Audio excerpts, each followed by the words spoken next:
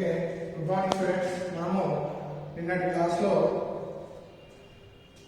వికృతి అంటే ఏమిటి, ఓకేనా, వికృతిలో రకాలు మరియు ప్రతిఫలం అంటే ఏంటి, ప్రతిఫలంలో రకాలు గురించి తెలుసుకున్నాం కదా.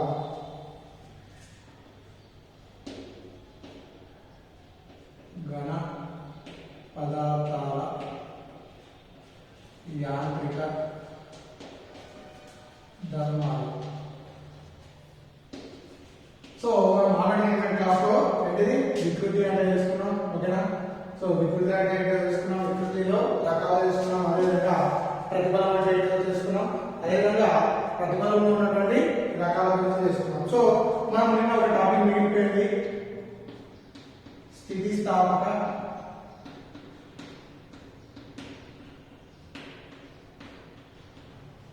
గుణకం. సో ఆల్రెడీ మనము స్థితిస్థాపక గుణకం అంటే తెలుసుకున్నాం. స్థితిస్థాపకం అంటే ప్రయోగించిన ప్రతిఫలం స్థితిస్థాపక గుణకం ప్రతిఫలంపై వికృతి కదా, ప్రతిఫలంపై వికృతి. సో అదేవిధంగా ఈ స్థితిస్థాపక గుణకము మూడు రకాలు అనుకున్నాం.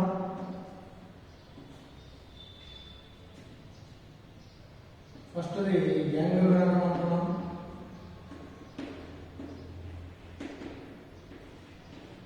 మీరు వైతో సూచిస్తారు, ఓకేనా.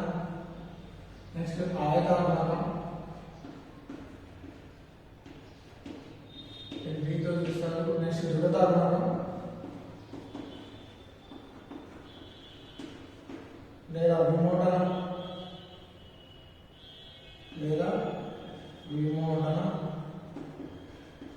గుణకం అంటారు. సో మనకి ఈ టాపిక్ తీసేయడం జరిగింది దృఢత గుణకం అనే దాని గురించి.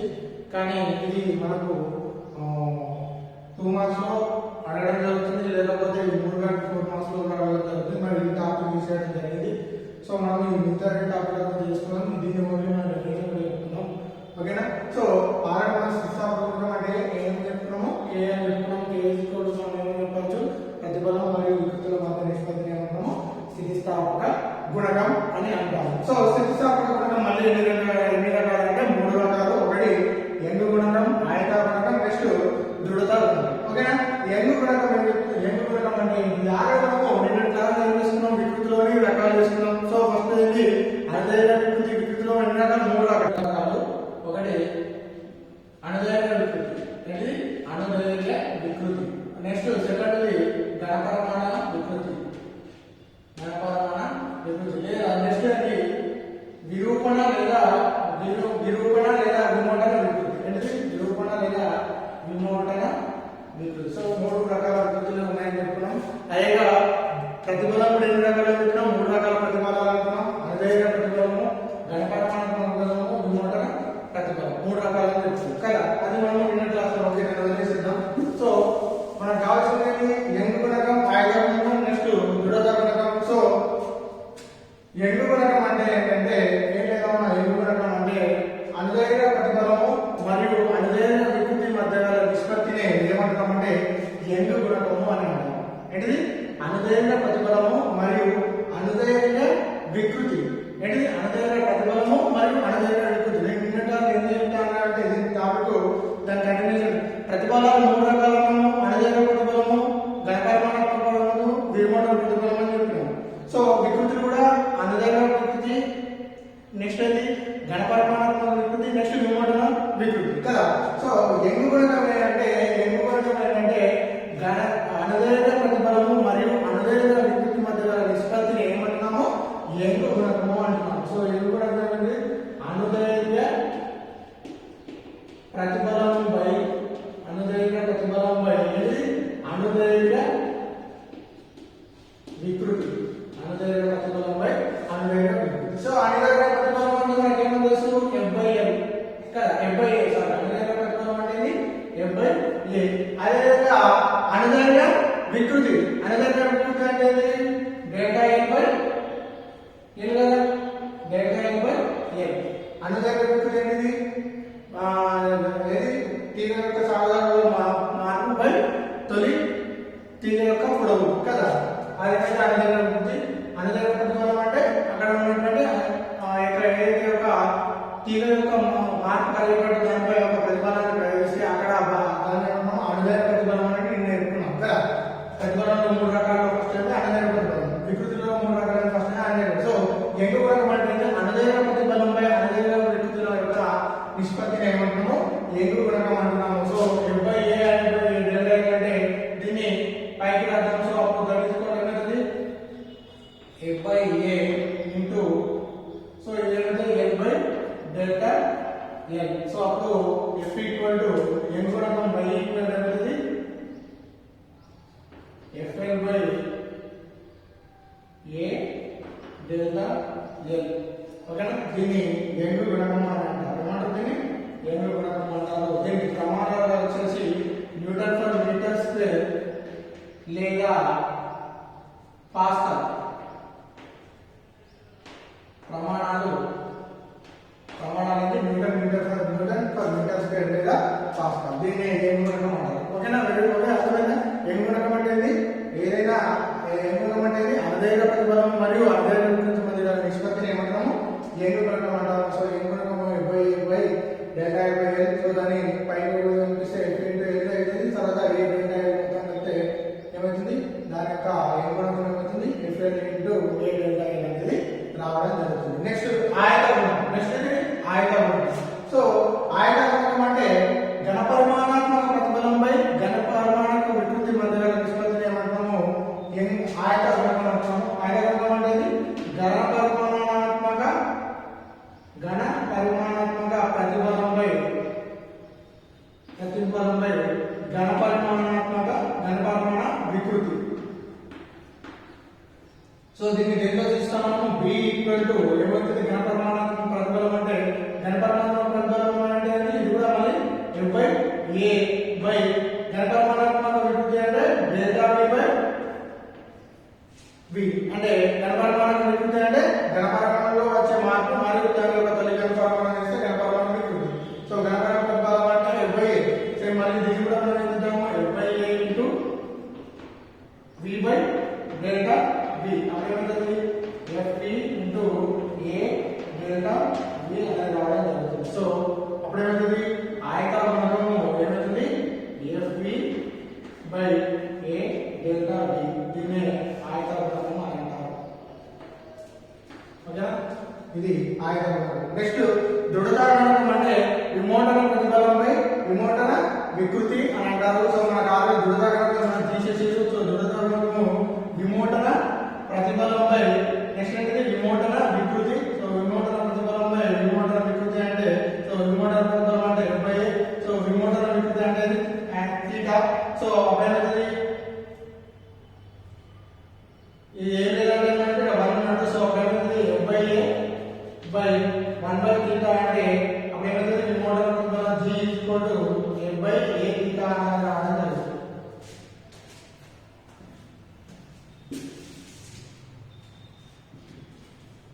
సో అప్పుడు G ఈక్వల్ టు ఏమవుతుంది? F by A θ. సో ఇది విమోటన అనేది దృఢత గుణకం. ఇదేంటి? దృఢత గుణకం. సో మనకి ఇది లేదు, టాపిక్ లేదు, తీసేసారు. కానీ అయినా మనం చిన్నదే కాబట్టి టాపిక్ చెప్పుకోవచ్చు. సో ఈ విధంగా యంగ్ గుణకం అంటే ఆయత గుణకం అంటే దృఢత గుణకం. యంగ్ గుణకం అంటే ఏం లేదు, అణుదైన ప్రతిఫలంపై అణుదైన వికృతి మధ్య నిష్పత్తిని ఏమంటాం? యంగ్ గుణకం అంటే F by A by delta L by L అంటే F by A into delta L అయితే యంగ్ గుణకం F ఈక్వల్ అనేది యంగ్ గుణకము F ఈక్వల్ ఏమవుతుంది? FL by A delta L. దీని ప్రమాణాలు వచ్చేసి న్యూటన్ మీటర్ స్క్వేర్ లేదా పాస్కల్. సో దీనికి కూడా ప్రమాణాలు వచ్చేసి న్యూటన్ మీటర్ స్క్వేర్ లేదా పాస్కల్. దీని కూడా ఓకేనా? దీని కూడా ప్రమాణాలు సేమ్. ఓకేనా? దీని కూడా ప్రమాణాలు సేమ్. సో ఈ విధంగా ప్రమాణాలు సేమ్. సో ఆయత గుణకం వచ్చేసి B అంటే ఏంటి? ఘనపరిమాణ ప్రతిఫలంపై ఘనపరిమాణాత్మక వికృతి. సో B ఈక్వల్ ఏమైతే F by A delta V by V అయితే సో ఇంటూ బాయ్స్ అవుతుంది గుణిస్తుంది కాబట్టి F by A into delta V అంటే మొత్తం ఆయత గుణకం ఏమొస్తుంది? B equal to FB by A into delta V. Next ఏంటి? దృఢత గుణకం లేదా దృఢత గుణకం దీనిలో విమోటన గుణకం కూడా అనొచ్చు. సారీ దృఢత గుణకం విమోటన వికృతులు వస్తాయి. దృఢత గుణకాన్ని ఏమంటాము? విమోటన ప్రతిఫలంపై విమోటన వికృతి తీసుకున్నట్టయితే అక్కడ వచ్చేసి F బై A బై θ అవుతుంది. సో θ కింద ఏ విధంగా 1 ఉన్నట్టు. So F by A into 1 by θ అంటే G తీసుకోవడం దృఢత గుణకం తీసుకోవడం F బై A θ అనేది రావడం జరుగుతుంది. ఈ విధంగా సిస్టమ్ గుణకాలు ఎన్ని రకాలు? మూడు రకాలు చూసుకున్నట్టయితే ఏంటిది ఎను గుణకము, ఆయల గుణకం, దివ్య గుణకం. ఏం గుణకం అంటే అనుదైన ప్రతిఫలంపై అనుదైన వికృతి, ఆయల గుణకం అంటే గణపరమాణ ప్రతిఫలంపై గణపరమాణ వికృతి, దురద గుణకం అంటే విమోటన ప్రతిఫలంపై విమోటన వికృతి, లేదా విరూపణ ప్రతిఫలంపై విరూపణ వికృతి అని కూడా తీసుకోవచ్చు. ఈ విధంగా తీసుకున్నట్లయితే వాటి యొక్క ఎను గుణకం, సిద్ధ గుణకాల్లో మూడు రకాలు చూడవచ్చు. ఓకేనా? ఈ మూడు కలిపి మనకు 4 మార్క్స్ చాలా సార్లు అడగడం జరిగింది. ఓకేనా? నెక్స్ట్ మన క్వశ్చన్ చూద్దాం.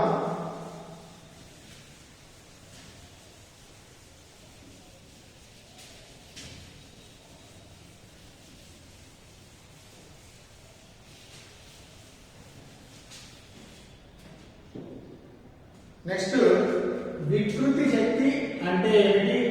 వికృతి శక్తి అంటే ఏమిటి?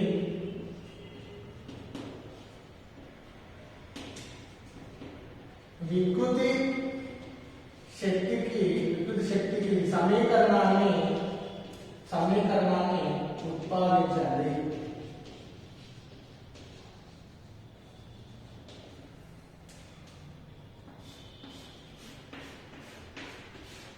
సో మనం ఆల్రెడీ వికృతి అనుకున్నాం. వికృతి అంటే ఏంటో తెలుసుకున్నాం. అంటే ఏదైనా వస్తువులో ఆ యొక్క మార్పు చెందినట్టయితే దాంట్లో ప్రతిఫలం మార్పు చెందినట్టయితే ఆ మార్పు చెందినట్టయితే ఆ వస్తువు ఏం చేస్తుంది? వికృతికి లోనవుతుంది. వికృతికి లోనే మళ్ళీ తిరిగి తన పరిస్థితిని పొందలేనట్టయితే, ఆ శాశ్వతంగా దాని యొక్క పరిస్థితిని పొందినట్టయితే ఆ వస్తువు వికృతి పొందిందని మనం ఆల్రెడీ క్లాస్లో తెలుసుకున్నాం. సో మరి వికృతి శక్తి అంటే ఏంటి? వికృతి శక్తికి మరి సమీకరణాన్ని ఉత్పాదించండి అని అడుగుతుంది. సో మరి వికృతి శక్తి అంటే ఏంటంటే ఏదైనా ఒక తీగలో వికృతి కలిగే విధంగా, అనేది ఒక తీగ తీసుకుంటున్నాం. ఏం చేస్తున్నాము? ఒక తీగను ఏకంగా వైశాల్యంగా ఒక తీగ తీసుకుంటున్నాము. ఆ తీగను తీసుకొని దానిపైన ఆ తీగ వికృతి అంటే ఆ తీగ సాగే విధంగా, అంటే ఆ తీగ వికృతి చెందే విధంగా దానిపై కొంత ప్రతిఫలాన్ని మనం ప్రయోగించినట్లయితే ఏం చేస్తాము? ఒక తీగ తీసుకుని మనం ఏం చేస్తున్నాము? దానిపై కొంత ప్రతిఫలాన్ని ప్రయోగిస్తే ఏమైతుంది? ఆ తీగ వికృతికి లోనవుతుంది. సో ఇక్కడ జరిగినటువంటి పని ఏ రూపంలో ఉంటుందంటే స్థితి శక్తి రూపంలో ఉంటుంది. ఏ రూపంలో ఉంటుంది? స్థితిజ శక్తి రూపంలో ఉంటుంది. మనం ఆల్రెడీ స్థితి శక్తి అంటే కొంత ఎత్తులో కానీ కొంత సాగేసినటువంటి తీగలో వాటికి రిజర్వాయర్ ఉన్న వాటికి మీరు ఒక సాగిన రబ్బర్ లేదా తీగలో స్థితి శక్తి ఉంటుంది. మనం ఎగ్జాంపుల్ చెప్పుకున్నాం కదా. సో ఇక్కడ ఒక తీగను తీసుకొని మనం ఏం చేస్తున్నాము? అది వికృతి చెందే విధంగా దానిపై కొంత ప్రతిఫలాన్ని ప్రయోగిస్తే అప్పుడు ఏమవుతుంది? అక్కడ వికృతి జరుగుతుంది. సో ఇలా జరిగినప్పుడు అక్కడ మనం జరిగిన పని ఏ రూపంలో ఉంటుంది? స్థితిజ శక్తి రూపంలో ఉంటుంది. దాన్ని ఏమంటున్నాము? వికృతి శక్తి అంటున్నాము. ఏమంటున్నాము? ఆ యొక్క తీగలో ఉండే శక్తి, స్థితి శక్తి రూపంలో ఉండే శక్తిని ఏమంటున్నాము? వికృతి శక్తి అంటున్నాము. మరోసారి ఏంటంటే వికృతి శక్తి అనేది ఒక తీగను తీసుకొని ఆ తీగ వికృతి చెందే విధంగా దానిపై మనం ఏం చేస్తున్నాము? ప్రతిఫలాన్ని ప్రయోగించినట్టయితే అప్పుడు అక్కడ జరిగిన పని ఏ రూపంలో ఉంటుంది? స్థితిజ శక్తి రూపంలో ఉంటుంది. ఏ రూపంలో ఉంటుంది? స్థితిజ శక్తి రూపంలో ఉంటుంది. దీన్ని ఏమంటున్నాము? వికృతి శక్తి అంటున్నాము. ఏమంటున్నాము? దీన్ని ఏమంటున్నాము? వికృతి శక్తి అని అంటున్నాము. ఇది వికృతి శక్తి అంటే. ఓకేనా? సో మరి వికృతి శక్తికి సమీకరణాన్ని ఉత్పాదించండి అని అంటున్నాం కదా. సో సమీకరణాన్ని ఉత్పాదించాలంటే మనం ఏం చేసుకున్నాము? క్యాపిటల్ ఎల్ పొడవు గల ఒక తీగను తీసుకున్నాం. అంటే క్యాపిటల్ ఎల్ పొడవు గల ఒక తీగను తీసుకొని దాని యొక్క చివరను ఒక దగ్గర బిగించేసి దానిపై కొంత బలాన్ని ప్రయోగిస్తున్నాము. ఏం చేస్తున్నాము? దానికి కొంత బలాన్ని ప్రయోగించి కొంత బలం ఎఫ్ ను ప్రయోగించి దాన్ని ప్రయోగించినాము. సో ప్రయోగిస్తే ఎల్ అనే తీగ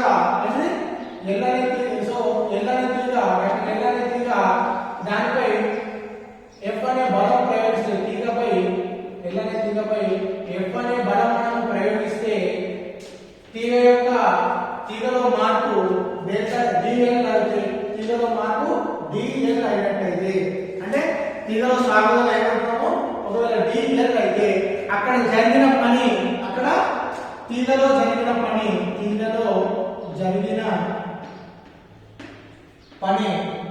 equal to D W equal to F DL.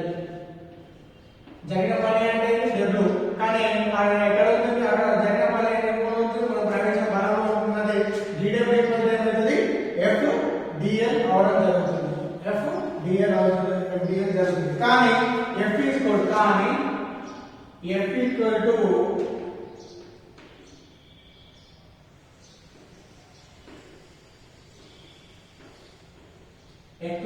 YAL by L.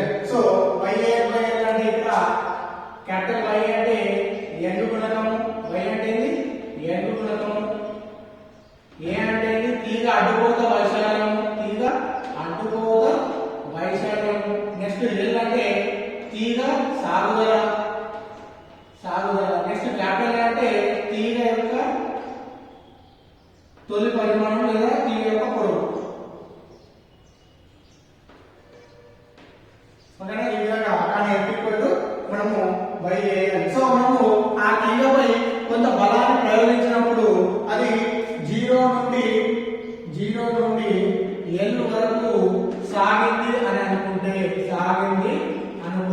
So అనుకుంటే మనం ఏం చేస్తాము, ఒక తీగపై మనం బలాన్ని ప్రయోగిస్తే అది 0 నుండి L సాగింది అనుకుంటే అప్పుడు జరిగిన పని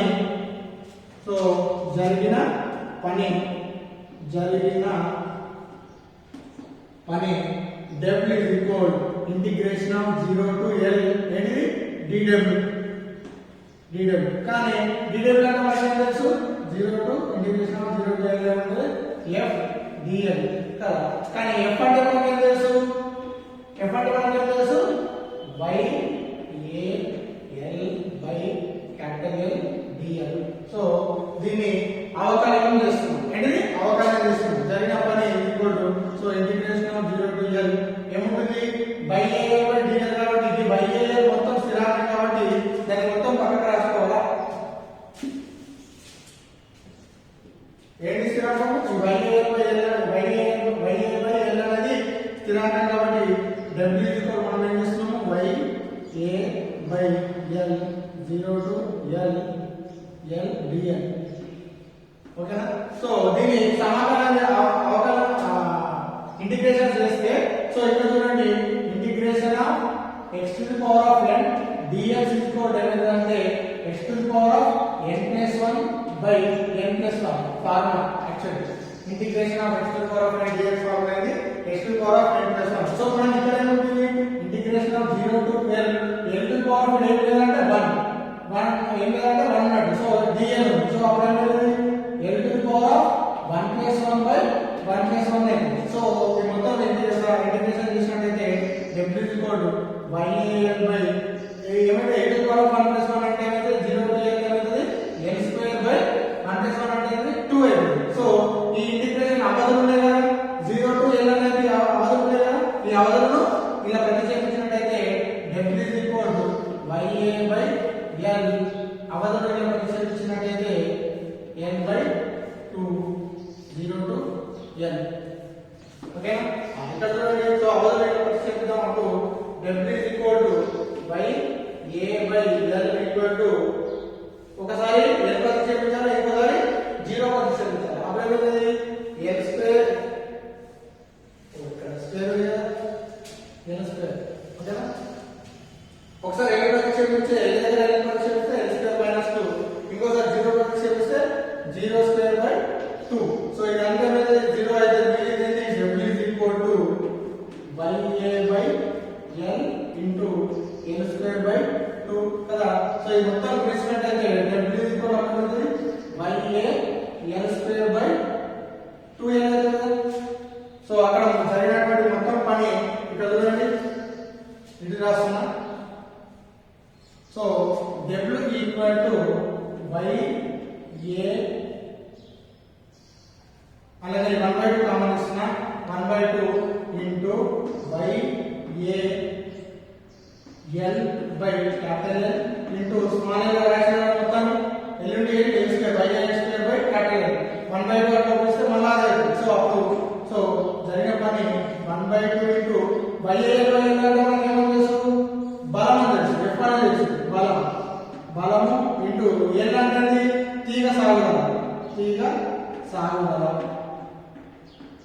సో ఇక్కడ జరిగిన పని అనేది ఏ రూపంలో ఉంటుంది స్థితిజ శక్తి రూపంలో ఉంటుంది. ఏ రూపంలో ఉంటుంది స్థితిజ శక్తి రూపంలో ఉంటుంది. therefore W is equal to half into ఇక్కడ జరిగిన పని అనేది బలము ఇంటూ తీగలో సాగుదల.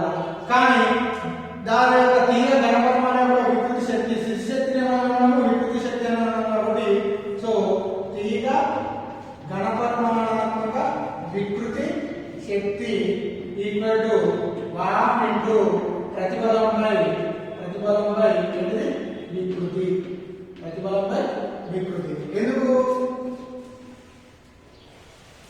సో అక్కడ జరిగిన తీగ యొక్క ఘనపరిమాణం యాక్చువల్ మనకు సమీకరణం లాస్ట్ ఇక్కడ వరకు, కానీ ఇక్కడ జరిగిన పని ఏ రూపంలో ఉంటుంది? స్థితి శక్తి రూపంలో ఉంటుంది కాబట్టి దీన్ని ఈక్వల్ అనుకుంటాం. సో స్థితిజ శక్తి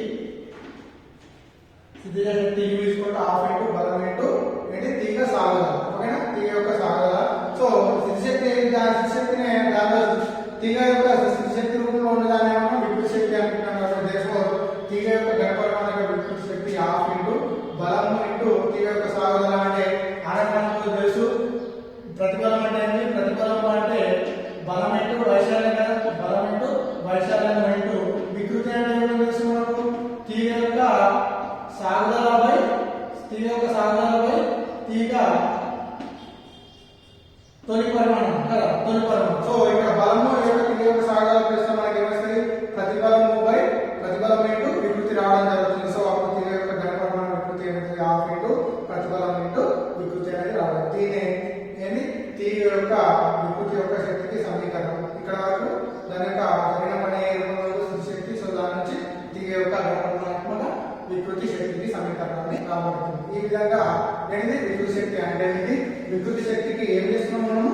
సమీకరణాన్ని ఉత్పాదించండి. అంటే వికృతి శక్తి అంటే ఏంటమ్మా? ఏదైనా ఒక తీగను వికృతి కలిగే విధంగా దానిపై కొంత ప్రతిబలాన్ని ప్రయోగించినట్లయితే ఏమవుతుంది?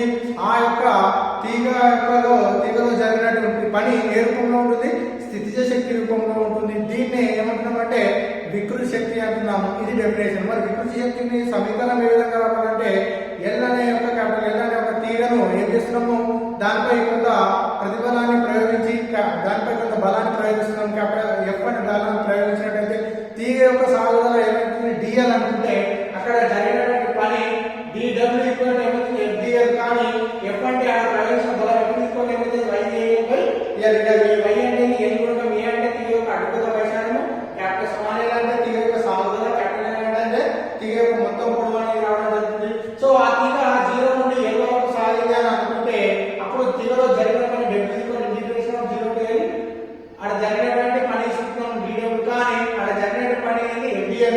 కానీ F అంటే మనకి ఏం తెలుసు? YAL అని తెలుసు. సో దీని మొత్తాన్ని ఇంటిగ్రేషన్ చేసుకున్నట్టయితే ఈ YAL అనేది స్థిరాంకం కాబట్టి ఈ స్థిరాంకాన్ని పక్కన పెడితే 0 టు L ఇంటిగ్రేషన్ చేస్తే integration of x to power 5dx రూపంలో ఉంది కాబట్టి x టు పవర్ 5 ఇంటిగ్రేషన్. కానీ ఇక్కడ ఏం పైన ఏం లేదు, ఓన్లీ ఏం లేదంటే దాదాపు మొదటిన్నట్టు x టు పవర్ 1 అంటే x టు పవర్ 1+1/1+1. సో అప్పుడు x²/2 అయితే integration of 0 to L x²/2 అయితే ఇంటిగ్రేషన్ చేసేసాం. కాబట్టి ఈ రెండు అవసరం ఉన్నాయి. సో ఈ 0 టు L అవసరం ప్రతిక్షేపిస్తే x²/2 లో 0 టు L అవసరం ప్రతిక్షేపించినట్టయితే సో x²/2 ఒకసారి నెక్స్ట్ 0 ప్రతిక్షేపిస్తే 0²/2.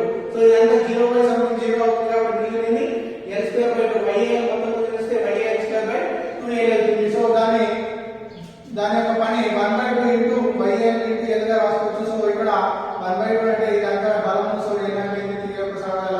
కానీ బలం అంటే మనకి ఏం తెలుసు? బలం అంటే మన ప్రతిబలం ఉన్నట్టు. సో ప్రతిబలం అంటే బలంపై మనకు వైశాల్యం అని తెలుసు. దాని మనం ప్రతిబలం వేసుకుంటాము. నెక్స్ట్ తీగ యొక్క సాగుదల ఎక్కడ జరుగుతుంది? దాని యొక్క తీగ సాగుదల అంటే మిగతా వికృతికి తీగ యొక్క సాగుదలపై దాని యొక్క తొలి తీగ పరిమాణం వస్తుంది కాబట్టి సో అప్పుడు ప్రతిబలం ఏంటి? వికృతి. సో ఇలాగ వచ్చిన తర్వాత దీని బలం ఏంటి? తీగ సాగుదలగా రాసుకుంటాం. కానీ ఇక్కడ జరిగిన పని ఏ రూపంలో ఉంది? స్థితి శక్తి రూపంలో ఉంది. సో స్థితి శక్తి అక్కడ ఏంటిది? వికృతి శక్తి. కాబట్టి తీగ యొక్క ఘనపరిమాణ వికృతి శక్తి ½ ఇంటూ బలం దగ్గర వస్తుంది, ప్రతిబలం ఇంటూ తీగ యొక్క సాగుదల అంటే వికృతి. ఇదే తీగ యొక్క వికృతికి సమీకరణాన్ని ఉత్పాదించింది. ఇక్కడ వరకు రాసినట్లయితే ఇది వెరీ వెరీ ఇంపార్టెంట్. మనం చాలా సార్లు మనకు ఎన్ని మార్క్స్? 4 మార్క్స్ చాలా సార్లు అడిగినటువంటి క్వశ్చన్. ఓకేనా? అర్థమైందా? వికృతి శక్తి అంటే వికృతి శక్తికి సమీకరణాన్ని ఉత్పాదించాలంటే ఈ విధంగా ఉత్పాదించాలి. ఓకేనా? నెక్స్ట్ ఇంకొక ఇంపార్టెంట్ క్వశ్చన్ ఉంది, దాని కూడా మనం చూద్దాం. ఓకేనా?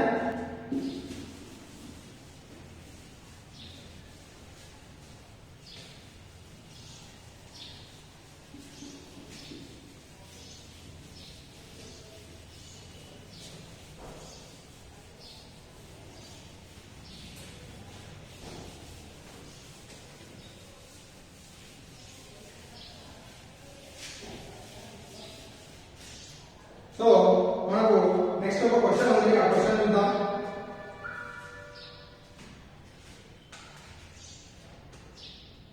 క్రమంగా భారం పెంచుతూ పోతున్నట్టయితే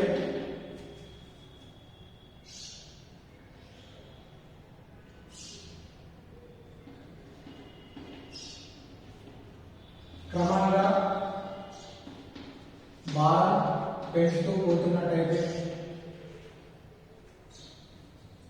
క్రమంగా భారం పెంచుతూ పోతున్నట్టయితే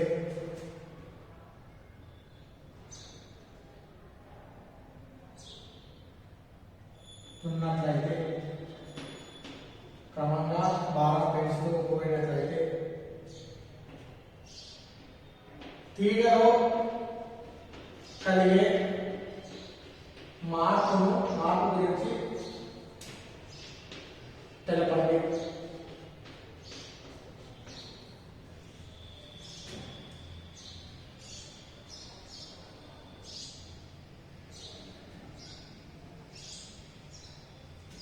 ఓకేనా? క్రమంగా భారం పెంచుతూ పోతున్నట్లయితే ఒక తీగలో ఏం చేస్తున్నాం, క్రమంగా భారం పెంచుతూ పోయినట్లయితే ఆ తీగలో కలిగే మార్పును గురించి తెలపండి, విశదీకరించండి, వివరించండి అని అంటారు. ఇది కూడా మనకు చాలా సార్లు అడిగినటువంటి క్వశ్చన్. ఇది ఒక తీగలో ఏం చేస్తున్నాం, ఒక తీగలో క్రమంగా భారం పెంచుతూ పోతున్నట్లయితే ఆ తీగలో ఉన్నటువంటి కలిగేటటువంటి మార్పు గురించి వివరించండి అని అడుగుతుంది. సో మనం ఒక తీగను తీసుకున్నాం, ఒక ఒక తీగను తీసుకున్నాం. ఆ తీగను తీసుకొని ఒక చివర బిగించినాం. ఏంటిది, ఒక చివర ఎండు బిగించినాం. చివర బిగించి దాని యొక్క ఇంకోవైపు ఏం చేస్తున్నాం, ఒకవైపు తీగను బిగించినాం, ఇంకోవైపు ఏం చేస్తున్నాం, మనం భారాన్ని పెంచుకుంటూ పోతున్నాం.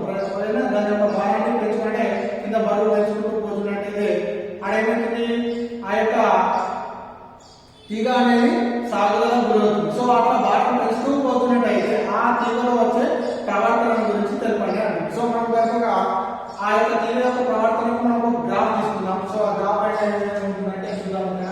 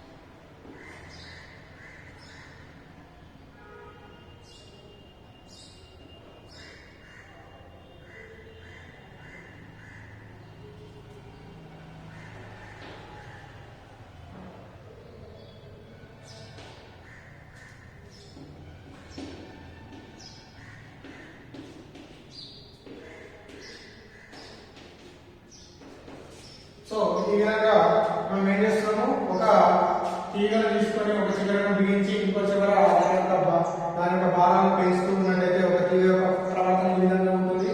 సో ఆ యొక్క తీగ యొక్క ప్రవర్తన దాని వికృతి అంటే దాని సాగుదల ఏముంటుంది, దాంట్లో ప్రతిఫలం ప్రయాణించినట్లయితే ప్రతిఫలాన్ని పెంచిన కొద్ది వికృతి అనేది పెరుగుతూ పోయింది దాని యొక్క గ్రాఫ్ అన్నట్టు. సో ఈ విధంగా సో ఈ యొక్క ప్రతిఫలాన్ని పెంచుకుంటే మనం భారాన్ని పెంచుకుంటూ పోయినట్టయితే ఆ తీగ యొక్క సాగుదల పెరుగుతూ పోతుంది, దాని యొక్క ప్రవర్తనను వివరించండి అన్నది. సో దీని యొక్క తీగ యొక్క ప్రవర్తనలో మొత్తం మనకు ఫస్ట్ది ఓఏ ఏమంటే అనుపాత అవధి. నెక్స్ట్ స్థితిస్థాపక అవధి. నెక్స్ట్ ఏంటిది బి ఏమిటి, స్థితిస్థాపక అవధి. దీన్ని ఈగే స్థానం అంటారు. నెక్స్ట్ శాశ్వత స్థితి. నెక్స్ట్ ఏంటిది శాశ్వత స్థితి. నెక్స్ట్ ఏంటిది వ్యాపన బిందువు, వ్యాపన ప్రతిఫలం.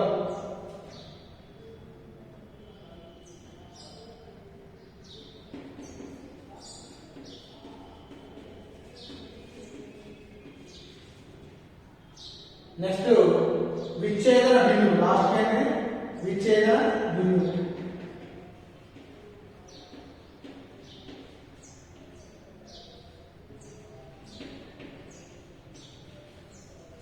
విచ్ఛేదన బిందువు. సో అనుపాత అవధి అనేది ఏ, నెక్స్ట్ స్థితిస్థాపక బిందువు ఏంటి బి, అదేవిధంగా నెక్స్ట్ శాశ్వత స్థితి ఏంటి సి, అదేవిధంగా వ్యాపన ప్రతిఫలం ఏంటి బి, నెక్స్ట్ విచ్ఛేదన బిందువు ఏంటి ఈ. సో తీగ యొక్క ప్రవర్తనలో ఈ విధంగా 1 2 3 4 5 మార్పులు అనేది రావడం జరుగుతుంది.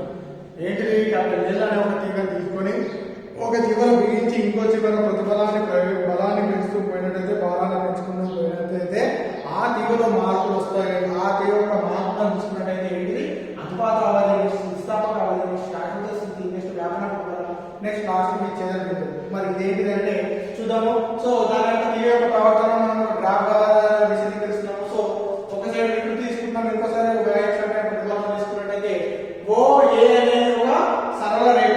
ఏంటిది OA అనేది ఒక సరళ రేఖ.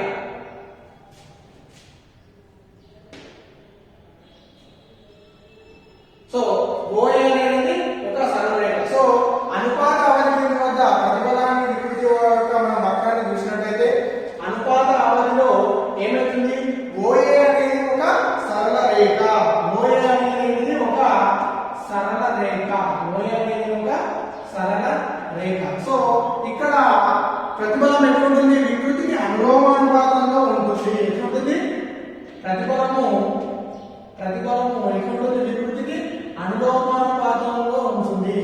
సో ప్రతిఫలము OA అనేది ఒక సరళ రేఖ పటంలో వచ్చినట్టు మనం గమనించినట్టు ఉంటుంది. సో ఇక్కడ ప్రతిఫలం ఎట్లుంటుంది వికృతికి అనులోమానుపాతంలో ఉంటుంది. సో ఇక్కడ మనము ఉపయోగించినటువంటి ప్రతిఫలాన్ని అంటే భారాన్ని తీసేసినట్లయితే తీగ తన తొలి శాశ్వత స్థితిని పొందుతుంది. ఇక్కడ ఏమవుతుంది తీగ భారాన్ని తీసేసిన తీగ ఏం చేస్తుంది తొలి సంపూర్ణ స్థితిని పొందుతుంది. సంపూర్ణ స్థితిని పొందుతుంది. సంపూర్ణ స్థితిని పొందుతుంది. అందుకే OAని ఏమంటున్నాము అనుపాత అవధి అంటున్నాము. OA బిందువు ఏమంటున్నాము అనుపాత అవధి అని అంటున్నాము. అర్థమైందా? OA బిందువు అనేది అంటే OA అనేది ఎట్లుంటుంది ఒక సరళరేఖ మార్గంలో ఉంటుంది. ఆడ మనం భారాన్ని అనేది క్రమంగా భారం చేస్తున్నాం కదా. సో భారాన్ని మళ్ళీ OA దగ్గర మనం పెంచిన భారం తీసేస్తే మళ్ళీ అనేది ఆ తీగ తన తొలి సంపూర్ణ స్థితిని పొందుతుంది. అందుకే దీన్ని ఆ OA బిందువు ఏమంటున్నాము అనుపాత అవధి అంటున్నాము. నెక్స్ట్ స్థితిస్థాపక అవధి. సో స్థితిస్థాపక అవధి అనేది ఏ నుండి బి వరకు మనం ఇంకా బలాన్ని ప్రయోగించినట్లయితే భారం ప్రయోగించినట్లయితే తీగ ఇక్కడ సరళ రేఖ మార్గంలో ఉండదు. తీగ ఎట్లుంటుంది సరళ రేఖ మార్గంలో ఉండదు. ఎట్లుంటుంది కొంచెం వక్రంలో ఉంటుంది. సో దాన్ని బి బిందువు వద్ద చూడవచ్చు. కొంచెం వక్రాన్ని పోలి ఉంటుంది. సో వక్రాన్ని పోలి ఉంటుంది. సో ఇక్కడ కూడా తిరిగి మనము ప్రయోగించినటువంటి ప్రతిఫలాన్ని లేదా దాని యొక్క భారాన్ని మనం తొలగించినట్టయితే తీగ మళ్ళీ తన తొలి పరిపూర్ణ స్థితిని పొందడం సంపూర్ణ స్థితిని పొందడం జరుగుతుంది. ఇక్కడ కూడా కానీ ఇక్కడ తీగ ఎట్లా ఉంటుంది సరళ రేఖ మార్గంలో ఉండదు కదా. సరళ రేఖ మార్గంలో ఉండదు. కానీ తీగ అనేది మళ్ళీ తన తొలి సంపూర్ణ స్థితిని పొందడం జరుగుతుంది. దాన్ని ఏమంటున్నాము స్థితిస్థాపక ఆ బిందువునే ఏ నుండి బి బిందువుని ఏమంటున్నాము స్థితిస్థాపక అవధి బిందువు అంటున్నాము. దీన్ని ఈగే స్థానం అని కూడా అంటారు. ఎందుకంటే ఇక్కడ కొంచెం వక్రంగా కొంచెం సాగింది కాబట్టి దీన్ని ఏమంటాము ఈగే స్థాన బిందువు, బిని ఈగే స్థాన బిందువు అని కూడా అంటారు. దీన్ని స్థితిస్థాపక అవధి అంటారు. ఓకేనా? సో ఇంకా కొంచెం బలాన్ని బి బిందువు తర్వాత ఇంకా కొంచెం ప్రతిఫలాన్ని లేదా కొంత భారాన్ని పెంచినట్లయితే తీగ యొక్క సాగుదల అనేది సి బిందువు వరకు చేరుతుంది. ఎక్కడ వరకు చేరుతుంది సి బిందువు వరకు చేరుతుంది. దాన్ని ఏమంటున్నాము శాశ్వత స్థితి అంటున్నాము. ఏమంటున్నాము శాశ్వత స్థితి. మరి శాశ్వత స్థితి అంటే ఏంటంటే ఆ యొక్క తీగ సి బిందువు వరకు సాగినట్టయితే అక్కడ మళ్ళా మనం ఉపయోగించినటువంటి తీగ తన తొలి స్థితిని పొందదు. సో అక్కడ ఏమవుతుందంటే తీగ కొంత వికృతికి లోనవుతుంది. ఆ వికృతి అక్కడ శాశ్వతంగా ఉండిపోతుంది. ఇక్కడ సి బిందువు వద్ద చూసిన ఇక్కడ సి బిందువు వద్ద ఏంటిది? దీని ఏమంటే శాశ్వత స్థితి. దీని ఏమంటాము? శాశ్వత స్థితి. ఇది అనుపాత అవధి. ఏంటి? అనుపాత అవధి. ఓకేనా? నెక్స్ట్ బి బిందువుని ఏమంటాము? బిని ఏమంటాము? ఈగే స్థానం. ఈగే స్థానం. ఓకేనా? సో సి ఏమంటాము? శాశ్వత బిందువు అంటున్నాము, శాశ్వత స్థితి అంటున్నాము. ఎందుకు శాశ్వత స్థితి? బి బిందువు నుండి ఇంకా ప్రతిబలాలను ప్రయోగించినట్లయితే ప్రతిబలాల భారాన్ని తీసుకుంటూ పోతే తీగ కొంత వికృతికి లోనవుతుంది. అంటే తీగ కొంచెం సాగుతుంది. సో సాగిన తర్వాత మళ్ళా దాని ప్రతిబలాలను లేదా భారాన్ని తీసేసినట్లయితే అక్కడ తీగ తన తొలి స్థితిని పొందదు, కొంత వికృతికి లోనవుతుంది. ఆ వికృతి శాశ్వతంగా ఉండిపోతుంది. అందుకే సి బిందువుని ఏమంటున్నాము? శాశ్వత స్థితి అంటున్నాము. సో ఏమైతుంది? ఇక్కడ తీగలో ఏర్పడుతుంది? తీగలో వికృతి ఏర్పడుతుంది, వికృతి ఉంటుంది. ఈ వికృతి ఎట్లా ఏర్పడుతుంది? శాశ్వతంగా ఉంటుంది. శాశ్వతంగా ఉంటుంది అంటే ప్రతిబలాలను తీసేస్తే దాని తొలి స్థితిని పొందుతుందా? పొందదు. అది కూడా రాయాలి. ఓకేనా? ఈ విధంగా శాశ్వత స్థితి ఉంటుంది. సో సి బిందువు నుంచి ఇంకా మనం భారాన్ని పెంచుకుంటూ పోతే దాన్ని ఏమంటాము? డి బిందువు వద్ద వ్యాపన ప్రతిబలం అంట. వ్యాపన ప్రతిబలం అంటే వ్యాపన ప్రతిబలం అంటారు. సో వ్యాపన బిందువు వద్ద వ్యాపన బిందువు వద్ద ఏమవుతుందంటే తీగ సన్నగా అయిపోతుంది, నొక్కులు పడుతుంది. తీగ అయిపోతుంది, సన్నగా అయిపోతుంది, నొక్కులు పడుతుంది. ప్రతిఫలం దానంతటదే చేయడం జరుగుతుంది. అంటే మన భారం అయిపోయినా అది సాగుకుంటా కొంచెం సాగుకుంటా పోవడం జరుగుతుంది. ఈ విధంగా ఆ బిందువుని ఏమంటున్నాము? వ్యాపార ప్రతిఫల బిందువులు. ఏమవుతుంది? తీగ సన్నగా మారుతుంది, నెక్స్ట్ ఏమవుతుంది? నొక్కులు పడుతుంది, ప్రతిఫలం దానంతటదే మారుతుంది. నెక్స్ట్ దానికి విచ్ఛేదన బిందువు. ఇంకా మనము ఇంకా మనం ప్రతిఫలాన్ని లేదా భారాన్ని పెంచినట్టయితే డి బిందువును దాటిన తర్వాత కూడా తీగ పైన ఇంకా భారాన్ని పెంచుకుంటూ పోయినట్టయితే సో అక్కడ ఏమైతుంది? ఆటోమేటిక్ గా తీగ ఏమైంది? తెగిపోవడం జరుగుతుంది. తీగ తెగిపోవడాన్ని ఏమంటాము? విచ్ఛేదన బిందువు అంటున్నాము. ఇక్కడ ఏమైతుంది? తీగ తెగిపోవడం జరుగుతుంది, తెగిపోతుంది. ఏంటి? ఇంకా భారాన్ని పెంచుకుంటూ పోయినట్టయితే తీగ ఏమైంది? తెగిపోతుంది. దాన్ని ఏమంటాము?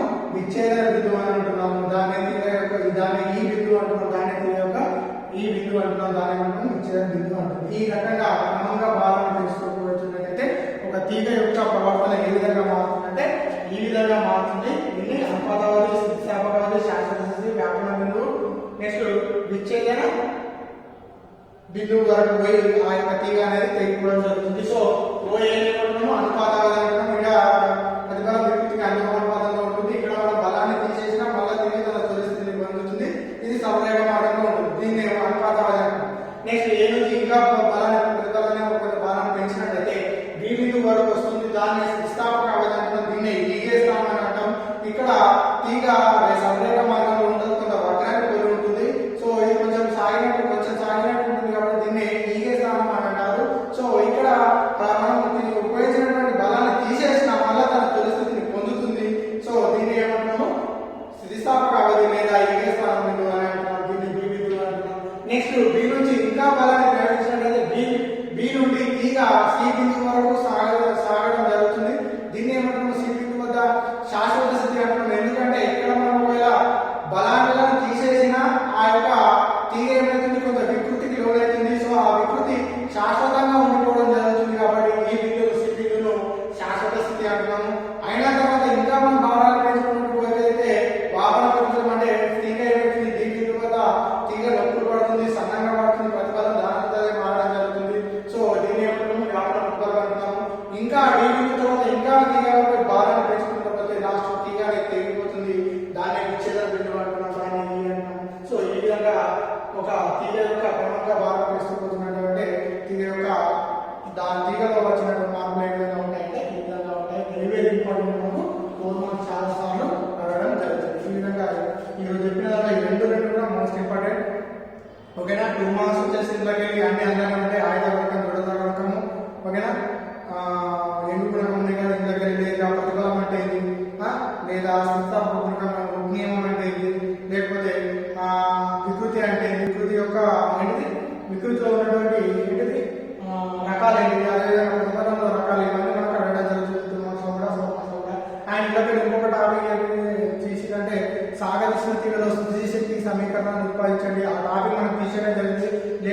క్వశ్చన్ కూడా మనకు చాలా ఇంపార్టెంట్ 4 మార్క్స్ లో. ఓకేనా.